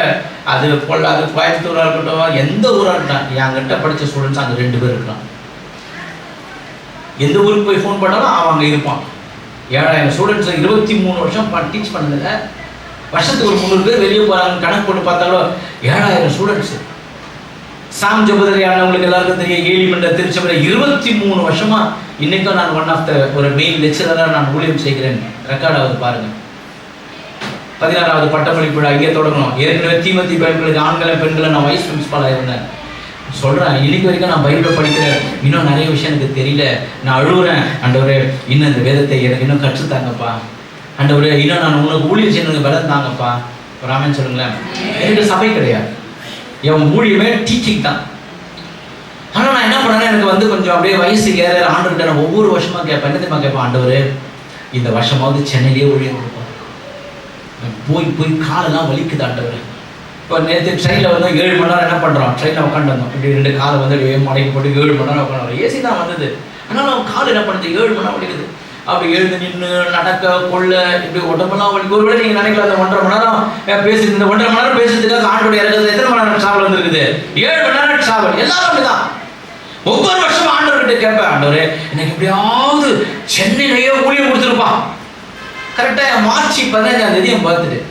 ஒவ்வொரு வருஷம் அந்த டேட் வரும்போது அன்றைக்கி ரொம்ப அழுது கேட்பேன், ஆண்டவரே இந்த வருஷம் எனக்கு எப்படியாவது சென்னை கொடுப்பேன். அந்த நேரம் பார்த்து யாராவது ஊழியக்காரங்க எனக்கு ஒரு ஃபோன் போட்டு ஒரு விஷ் பண்ணிட்டு என்ன தெரியுமா சொல்லுவாங்க, நீ புறப்பட்டு போக வேண்டிய இடம் வெகு தூரம். என் வயிறு ஏறியது தெரியுமா? நான் கேட்பேன், இடுப்பு வலிக்குதப்பா, குறுக்கு நெடுக்கு முதுகு, யானை விட்டு ஏறி மறைச்சா கூட வலி போகாது. லெஃப்ட் கால், அந்த கால், இந்த கால், இந்த கால், இருக்கிற ஒட்டமுழுக்கிற எல்லாம் குறுக்கோ நெடுக்க வலிது. டிராவல். சரி, ஒவ்வொரு வருஷமும் இந்த வருஷம் ஜனவரி மாதம் 1ஆம் தேதி ஒரு தேவ மனுஷன் எனக்கு எப்பவுமே வாக்குதத்தை எனக்கு அனுப்புனதே கிடையாது. திடீர்னு அனுப்புறாரு, எலியாவே நீ எழுது போதில் சாப்பிட்டு புறப்பட்டு போனாரு. இந்த வருஷம் சரி, மார்ச் 15ஆம் தேதி வந்தது. என்னுடைய நண்பர் ஒருத்தர் ஃபோன் போறாரு, கடைசியாக ஜோமத்தை முடிக்கிறப்பா நீ புறப்பட்டு பீரோ புடிச்சுன்னு அழுத. நான் கேப்பா என்னால முடியும். ஒன்று மட்டும் ஆண்டவர்கிட்ட சொன்னேன், ஏசப்பா எனக்கு பலன் தாங்கப்பா, ஹல்லேலூயா, எனக்கு கிருபை தாங்கப்பா. ஏன்னா நான் நிறைய இடம் போயிட்டேன் கிருபினால. நிறைய ஒரு காலத்தில் இந்த சபையிலாம் பேச முடியுமான்னு நினைச்சு போய் போதும் அப்படின்ற அளவுக்கு ஆயிடுச்சு. ஹல்லேலூயா. ஆனால் ஆண்டவர் ஆனால் ஒன்று மட்டும் நான் எப்பொழுதும் சொல்லுவேன், குதிரை சொல்லுங்க, குதிரை யுத்தத்தில் செத்தாதான் பெருமை. எதுல செத்தா பெருமை? தொழுவத்துல செத்துச்சுன்னா தூக்கி குப்பத்தட்ட போடுறோம். அது யுத்தத்துல செத்தா கொண்டு வந்து என்ன பண்ணுவாங்க, ஊர்ல கொண்டாடுவாங்க. நிறைய ஒரு குதிரையை பத்தி நீங்க படிச்சு பாருங்க. அதாவது அது குதிரை அப்படி தூக்கி இருந்தா அதுக்கு ஒரு அர்த்தம் உண்டு. சிங்கிள் கால் இருந்தா அதுக்கு ஒரு அர்த்தம் உண்டு. சாதாரணமான ஒரு அர்த்தம் உண்டு. படிச்சு பாருங்க அந்த குதிரையை பத்தி. கூகுள்ல போய் பாருங்க, சாட் ஜிபில போய் பாருங்க. ஒரு அர்த்தம் உண்டு. நான் எப்பொழுதுமே ஆண்டவர்கிட்ட சொல்லுது, ஆண்டவரே நான் பிலிப்பை போல ஒரு குதிரை வீரனாக என் ஜீவன் இருக்கிற வரைக்கும் ஒண்ணு மட்டும் எனக்கு பலன் தாங்க, நான் ஓடிக்கிட்டே இருக்கிறேன். ஆண்டவர் பலன் மட்டுமா கர்த்தர் கொடுத்து கொண்டு இருக்கா. ஆண்டவருக்கு ஸ்தோத்திரம். ராமன் சொல்லுங்க. இப்போ இந்த கூடைய வந்து ஒன்னோட ஒண்ணு பின்னியாச்சு. அந்த கூடைய பின்னிட்டோம் இல்லையா, ஒண்ணு கூடைய அப்படி ரெண்டா பின்னியாச்சு. பின்னிட்டு இப்படி நீங்க தூக்கி பார்த்தீங்கன்னா அந்த கூடையில நிறைய ஓட்டைங்க இருக்கும். நல்லா கவனிங்க. அந்த கூடையில் என்ன இருக்கும், நிறைய ஓட்டைங்க இருக்கும். இப்போ இந்த ஓட்டையை என்ன தேவை பண்ணோம், அடைக்கணும். இந்த ஓட்டையை அடைக்கணும்னா அதுக்கு இப்போ என்ன தேவை, பிசினும் கீழும் தேவை. அப்படிதான், அதனால தான் அது பிசினும் கீழும் உள்ளும் புறமாக பிசினு. இப்போ நல்லா இந்த கூடையை தூக்கணும்னா இந்த ஓட்டை இருக்கிற மாதிரி சில சந்தர்ப்பத்தில் இந்த ஓட்டையை அடைக்கணுன்ற மாதிரி சில சந்தர்ப்பத்தில் சரி விசுவாசிங்க சொல்றாங்க, பாஸ்டர் என்னதான் குத்தி குத்தி பேசுறாங்க. ஏன் நம்ம குத்தி குத்தி பேசுறாங்க, ஓட்டை இருக்குது. இந்த கூடையை தூக்கி பார்த்தா அந்த கூடையில என்ன இருக்குது, ஓட்டை இருக்குது. அப்ப எங்க ஓட்டை இருக்குதோ அந்த ஓட்டையை நாங்க குத்தி பேசினா தான் அந்த ஓட்டை அது நிறைவேற முடிவடைமே தவிர இல்லைன்னா அது முடிவடையாது. அப்ப இந்த ஓட்டை ஃபில் ஆகணும்னா அங்க என்ன வாங்கணும்? பிசினும் கீழும். அதுதான் பரிசுத்த ஆவியானவரும். அந்நிய பாஷையை நீ பெற்றுக்கிட்டேன்னா உனக்குள்ள இருக்கிற பாவக்கரைகள், உனக்குள்ள இருக்கிற எல்லா விதமான குறைகள் கம்ப்ளீட்டா போயிடும். கரண்டை தட்டி ஆண்டவருக்கு மகிமை செலுத்துங்க. ஹல்லேலூயா, ஹல்லேலூயா. அப்ப என்ன பண்ணணும் தெரியுமா? டெய்லி அந்நிய பாஷை பேசு. பேசுற பாஷையே பேசாத. எங்க சபையில ஒருத்தர் இருந்தார், ஒரே பாஷை 15 வருஷமா அந்த பாஷை விட தெரியாதவங்க வெளியே கூட்டாங்க. இந்த பாஷை விட்டோன்னு வேற தெரியாதா? அதே பாஷை ரிகா ரிகா ரிகா ரிகா ரிகா ரிகா ரிகா அதே பாஷை. எவ்வளவு பாஷை இருக்குது, எவ்வளவு பாஷை இருக்குது. புது புது பாஷையில கத்த தருகிறாரு. அந்நிய பாஷை பேசுறது வேறு சொல்லணும். அவருக்கு நமக்கு என்ன உண்டாக்குறதா? எடிஃபிகேஷன், பக்தி விருத்தி உண்டாக்குறது. அந்நிய பாஷை பேசு. சாத்தானை ஜெயிக்க முடியும், அவருடைய தந்திரங்களை ஜெயிக்க முடியும், நமக்கு விரோதமாக எழும்புகிற ஆயுதங்களை அழிக்க முடியும். சத்துரு வெள்ளம் போல வரும்போது கர்த்தருடைய ஆவியினால் உனக்கு விரோதமாக கொடியேற்ற முடியும். அதனால அந்நிய பாஷையையும் பரிசுத்த ஆவியானவரை பெற்று வானத்துக்கு போய் நல்லா நீ குதிக்கணும். ஹல்லேலூயா. நான் படிச்ச பைபிள் காலேஜ் அருமையான பைபிள் காலேஜ். எங்களை நடத்துற எங்க பிரின்சிபல் காலையில 8:30 மணிக்கு சாப்பல்ல வந்துட்டா எத்தனை மணிக்கு சாப்பல் விட்டு வெளியே போனது ஆவில அனலா இருந்தோம் நாங்க. இன்னைக்கு பார்த்தீங்கன்னா எல்லாமே ஒரு மெக்கானிக்கல் லைஃப் மாதிரி. ஒரு 10 நிமிஷம் கர்த்தரை கரங்களை உயர்த்தி ஒரு பாபா ஹல்லேலூயா கை கழுவுங்க. இங்க எமோஷனானா அங்க எமோஷன் ஆவாங்க. இங்க அமைதியா ஜனங்கள் அமைதியாவாங்க. நாங்கெல்லாம் அப்படி கிடையாது. எங்க பிரின்சிபால் லைனா நிக்க வச்சுட்டு உனக்கு ஆண்டவர் என்ன கிருபை வரங்க தராரோ நீ நிரம்ப பண்ணுவோம். நாங்கள் கொஞ்சம் நேரம் அமைதியாக சோதரம் சோதரம் சோதரம் சோதரம் சோதரம் சொல்லி சொல்லி சொல்லி சொல்லி அதுக்கப்புறம் அப்படியே நாங்கள் ஒரு நாளைக்கு 3 மணி நேரம் சில நேரங்களில் லெக்சரர்ஸ் வரலன்னா நாங்கள் அந்த ஆவியில் நடந்து இந்த ஜெபம் பண்ணுற அந்த அனுபவம் இருக்குது பார்த்தீங்களா? அந்த அனுபவம் தான் சிறப்பான ஒரு அனுபவம். ஹல்லேலூயா. நீங்களும் நான் யார்? பெந்தகோஸ்தே ஜனங்கள். ஹல்லேலூயா. அந்த பிசினும் கீழும் பூச வேண்டும். அந்நிய பாஷை பேசணும். நல்லா வாயை தந்து அந்த அந்நிய பாஷை பேச பேச நிறைய கட்டு நமக்குள்ளே இருக்கும். தெரியுமா உங்களுக்கு? நமக்குள்ளே நிறைய பலவீனம் கட்டு இருக்கும். தூக்கத்தின் கட்டு, வியாதியின் கட்டு, பலவீனத்தின் கட்டு, பாவ கட்டு, பயங்கர கட்டு இருக்கும். இந்த கட்டெல்லாம் உடையணும்னா நீ முதலாவது உனக்குள்ளே விடுதலை பெறணும்னா நீ அந்நிய பாஷை பேசணும். ஹல்லேலூயா. கட்டை அறுத்துக்கணும். நல்ல இந்த பவுலும் சீலாவும் எனக்கு ரொம்ப பிடிச்சது. சிறைச்சாலையில் கையை காலை கட்டிட்டாங்க, சங்கிலியில கட்டியிருக்காங்க. அப்புறம் அதிகாலையில் ஒரு விடிகாலையில் ஒரு 3 மணிக்கு எடுத்துக்கொள்ளுங்களேன். 3 மணிக்கு சீலா உடம்புல காயம், பவுல் உடம்புல இந்த பவுல் சீலாவை சீன்றாரு. அவங்க தொழு மரத்தில் காலை கையெல்லாம் மடக்கி போட்டுக்கிறாங்க. காலை நீட்ட முடியல, கையை நீட்ட முடியல, கையிலையும் சங்கிலி காலையும் சங்கிலி. இந்த பவுல் அப்படி 3 மணிக்கு விடிகாலையில் என்ன பண்ணாங்க? அப்படி சீன்றாரு. என்ன கர்த்தரை பாடி துதிக்கலாமா? ஐயோ வாங்கின அடி போதாதா? கையை காலை பாரு, சங்கிலி எவ்வளோ பெருசாகுது. கையை பாரு, சங்கிலி எப்பா காலில் சங்கிலி பெருசாக தான் இருக்கும், கையில் சங்கிலி பெருசாக இருக்கும். கையை கட்ட முடியும், காலை கட்ட முடியும், எவனாலையும் வாயை கட்ட முடியாது. ஹல்லேலூயா. அந்த வாயை திறந்தாங்க, அடிச்சு நொறுக்கணும். சிறைச்சாலையெல்லாம் உடைஞ்சு போச்சு. ஹல்லேலூயா. அவன் உள்ள பயந்து ஓடிறான். உள்ளே இருக்கிறவர்கள் ஞானஸ்நானம் எடுத்தார்கள். ஒரு ஆமென் சொல்லுங்க. கடைசியாக ஒரு உதாரணத்தை நான் சொல்லி முடிக்க விரும்புகிறேன், ஜெபிக்க விரும்புகிறேன். ஒரு வெளிநாட்டில் ஒரு ஒரு ஒரு ஒரு மனுஷன், ஒரு பாரி குடிகாரர் தான். இந்த மனைவி ஒரு தேவ மனுஷன். அந்த மனைவி, இந்த மனைவி எப்பவும் சபைக்கு போவதும் மற்ற எல்லா காரணம் தான். ஆனால் இந்த மனுஷனுக்கு அந்த மனைவி சர்ச்சுக்கு போகிறதே பிடிக்காது. அந்த சர்ச்சுக்கு போயிட்டு இந்த மனைவி வந்த உடனே குடிகார மனுஷன் வாயை திறந்தா பயங்கர கெட்ட கெட்ட வார்த்தை திட்டுவாங்க. நம்ம அந்த கெட்ட வார்த்தையெல்லாம் கேட்டுக்கிட்டு அப்படியே அழுது நிற்பாங்க. அதனால இந்த மனுஷன் அந்த அம்மா விடுறதே கிடையாது. இப்படி பல நாட்கள் போயிட்டே இருந்தது. இந்த அம்மா இவ்வளோ கெட்ட வார்த்தையை கூட தாங்கிக்கிட்டு சர்ச்சுக்கு போவாங்க, ஆண்டவரை தேடுவாங்க, எல்லாம் பண்ணுவாங்க. ஒரு நாள் இவருக்கு ஜுரம் வந்துருக்கு. இந்த ஜுரம் வந்தோட நேரம் இவரை கொண்டு போய் ஹாஸ்பிட்டலில் போய் என்ன பண்ணுவாங்க? ஜுரம் வந்த அந்த காலத்தில் வாயை தர டார்ச் லைட் அடிப்பாங்க. இப்போல்லாம் தெர்மாமீட்டர் வைக்கிறாங்க. அப்போ அன்றைக்கி டாக்டர் சொன்னார், ஜுரம் அடிச்சோட இந்த மனுஷனுக்கு வாயை திறந்து டார்ச் லைட் அடிச்சு பார்த்தா நாக்கில் கேன்சர் வந்துருக்கு. இப்போ கடைசியா என்ன வழினா அந்த நாக்கை கட் பண்ணி எடுத்தா தான் இவர் உயிர் வாழ முடியுன்ற சூழ்நிலைக்கு கடைசி தருவாயில வந்துட்டாரு. 4th ஸ்டேஜுக்கு நாக்கு விட தெரியல இவருக்கு. இப்போ கடைசியா சொல்லிட்டாங்க நாக்கை எடுத்து தான் வேற வழியே இல்லைன்னு ஹாஸ்பிட்டலுக்கு கொண்டு போறாங்க.